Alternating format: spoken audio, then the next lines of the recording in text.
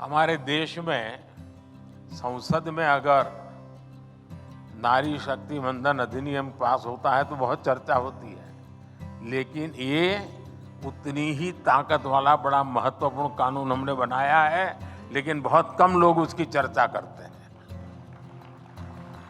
साथियों, सहकारिता किसान की व्यक्तिगत समस्याओं का कैसे सामूहिक शक्ति से समाधान करती है, भंडारण भी इसका एक बड़ा उदाहरण है।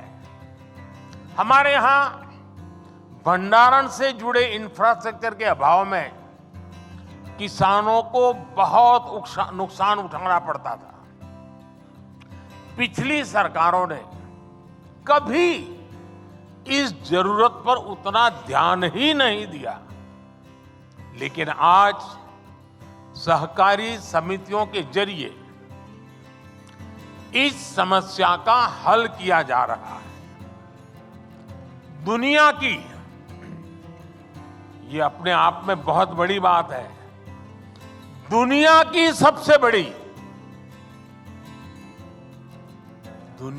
सबसे बड़ी भंडारण योजना के तहत अगले 5 वर्ष में 700 लाख मैट्रिक टन भंडारण की क्षमता तैयार की जाएगी।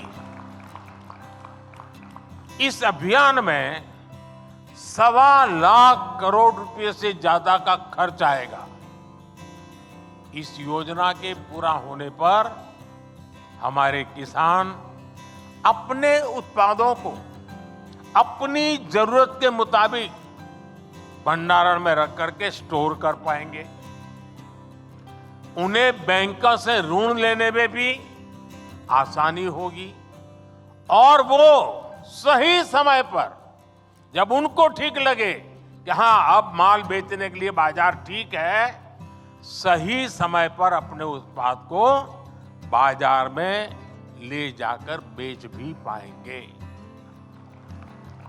साथियों, विकसित भारत के लिए भारत की कृषि व्यवस्थाओं का आधुनिकीकरण भी उतना ही जरूरी है।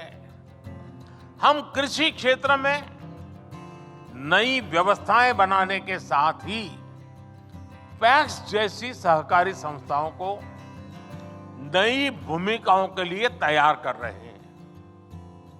ये समितियां अब प्रधानमंत्री जन औषधि केंद्र का भी काम कर रही है।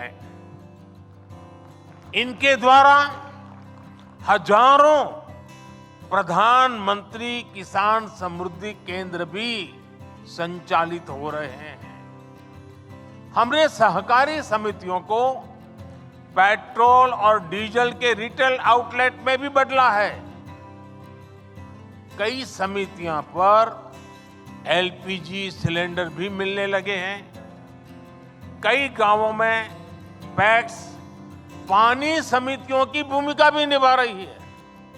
यानी पैक्स की ऋण समितियों की उपयोगिता भी बढ़ रही है, उनकी आय के साधन भी बढ़ रहे हैं। यही नहीं, सहकारी समितियां अब कॉमन सर्विस सेंटर के तौर पर गांवों में सैकड़ों सरकारी सुविधाएं भी दे रही है। अब कंप्यूटर के जरिए ये समितियां टेक्नोलॉजी और डिजिटल इंडिया से जुड़े अवसरों को और बड़े स्तर पर किसानों तक पहुंचाएगी। इससे ग्रामीण क्षेत्र में युवाओं के लिए रोजगार के नए अवसर भी बनेंगे।